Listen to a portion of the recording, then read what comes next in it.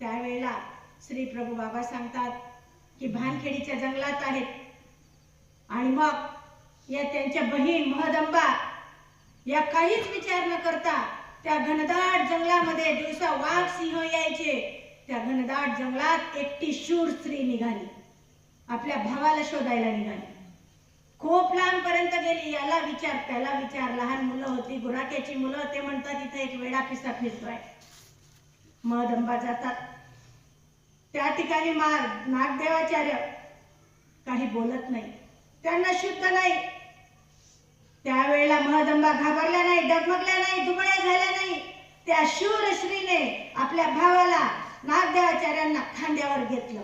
त्यांनी आपल्या भावाला नाही, माणूभाऊ पंथाला खांद्यावर घेतलं। आज नागदेवाचार्य राहिले, महदंबा राहिल्या नसत्या तर हा माणूभाऊ पंथ राहिला नसता। एवढं शूर कार्य आमच्या एका स्त्रीने केलेलं आहे।